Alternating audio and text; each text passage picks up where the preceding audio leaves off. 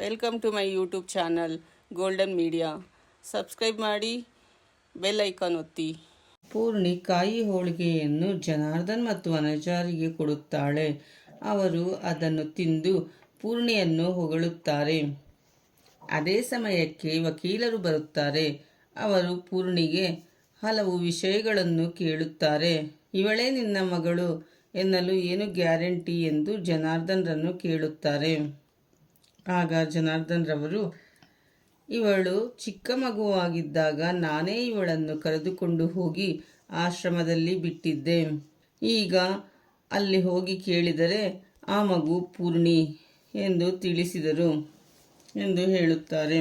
ನಾವು ಹೆತ್ತ ಮಗಳು ನಮಗೆ ಸಿಕ್ಕಿದಳು ಮತ್ತು ಅವಳು ನಮ್ಮನ್ನು ಒಪ್ಪಿಕೊಂಡಿದ್ದಾಳೆ ಎಂದು ಜನಾರ್ದನ್ ರವರು ವಕೀಲರಿಗೆ ಹೇಳುತ್ತಾರೆ. ಆಗ ವಕೀಲರು, ಇದರಲ್ಲಿ ನನಗೆ ನಂಬಿಕೆ ಇಲ್ಲ. ವನಜಾರ ತಂದೆಯು ಸ್ನೇಹಿತನಿಗೆ ಈ ಜವಾಬ್ದಾರಿಯನ್ನು ಕೊಟ್ಟಿದ್ದರು. ನಾನು ಅವರಿಗೆ ಈ ವಿಷಯವನ್ನು ತಿಳಿಸುತ್ತೇನೆ. ಅವರು ಬಂದು ಪೂರ್ಣಿಯನ್ನು ಮಾತನಾಡಿಸಿ ಓಕೆ ಎಂದರೆ ನನ್ನದೇನೂ ಅಭ್ಯಂತರವಿಲ್ಲ ಎಂದು ಹೇಳಿ ವಕೀಲರು ಅಲ್ಲಿಂದ ಹೊರಡುತ್ತಾರೆ.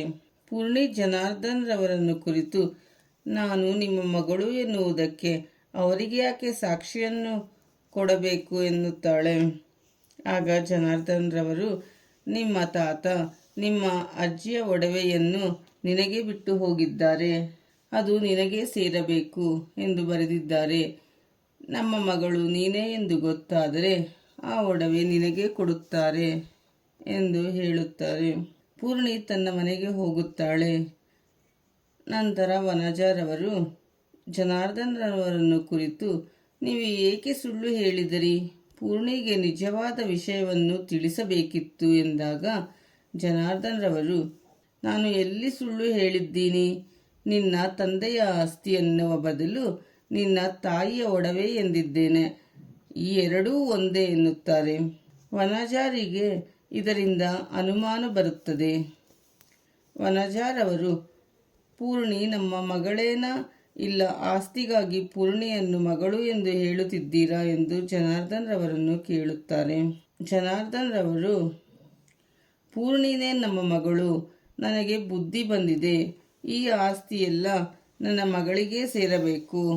ಅವಳೇ ಇದನ್ನೆಲ್ಲ ಇಟ್ಟುಕೊಳ್ಳಲಿ, ನನಗೇನೂ ಬೇಡ ಎನ್ನುತ್ತಾರೆ. ಮಾಧವ್ರವರು ಪೂರ್ಣಿಯನ್ನು ತವರು ಮನೆಗೆ ಹೋಗಿದ್ದೀಯಲ್ಲ, ಹೇಗಿತ್ತು ಎಂದು ಕೇಳುತ್ತಾರೆ. ಆಗ ಪೂರ್ಣಿ, ನನಗೂ ತವರು ಮನೆ ಇದೆ ಎನ್ನುವುದು ನನಗೆ ನಿಧಿ ಸಿಕ್ಕಿದ ಹಾಗಾಗಿದೆ. ಅದರಲ್ಲೂ ಅಲ್ಲಿಗೆ ಹೋಗಿ ಮಾತನಾಡಿಕೊಂಡು ಬಂದಿದ್ದೇನೆ. ಸ್ವರ್ಗನೇ ಭೂಮಿಗೆ ಬಂದಿದೆ ಎಂದು ಅನಿಸುತ್ತಿದೆ ಎಂದು ತಿಳಿಸುತ್ತಾಳೆ. ಅವಿರವರು ಪೂರ್ಣಿಯನ್ನು ಅಲ್ಲಿ ಏನೆಲ್ಲ ನಡೆಯಿತು ಎಂದು ಕೇಳಿದಾಗ ಪೂರ್ಣಿ, ವಕೀಲರು ಬಂದಿದ್ದು, ಅವರು ಪ್ರಶ್ನೆಗಳನ್ನು ಕೇಳಿದ್ದು, ತಾನೇ ಜನಾರ್ದನ್ ರವರ ಮಗಳು ಎನ್ನುವುದಕ್ಕೆ ಸಾಕ್ಷಿ ಕೇಳಿದ್ದು, ಅವಳ ಅಜ್ಜಿ ಸ್ವಲ್ಪ ಒಡವೆಗಳನ್ನು ಇಟ್ಟಿದ್ದು, ಅದನ್ನು ತೆಗೆದುಕೊಳ್ಳಲು ಸಾಕ್ಷಿ ಬೇಕಂತೆ ಎಂದು ಹೇಳುತ್ತಾಳೆ. ಮಾಧವ್ ಮತ್ತು ಅವಿ ಇದರ ಬಗ್ಗೆ ಮಾತನಾಡಿಕೊಳ್ಳುತ್ತಿರುತ್ತಾರೆ. ಅವರಿಗೆ ವಕೀಲರು ಬಂದು ಪೂರ್ಣಿಯನ್ನು ವಿಚಾರಿಸಿದ್ದು ಅನುಮಾನ ತರಿಸಿದೆ. ಜನಾರ್ದನ್ ರವರು ಏನಾದರೂ ಪಿತೂರಿ ಮಾಡಿರಬಹುದು. ಇದು ಬರೀ ಒಡವೆ ವಿಷಯವಾಗಿರುವುದಿಲ್ಲ, ಇನ್ನೇನಾದರೂ ದೊಡ್ಡ ಉಪಾಯವಿರುತ್ತದೆ ಎಂದು ಮಾಧವ್ರವರು ಹೇಳುತ್ತಾರೆ.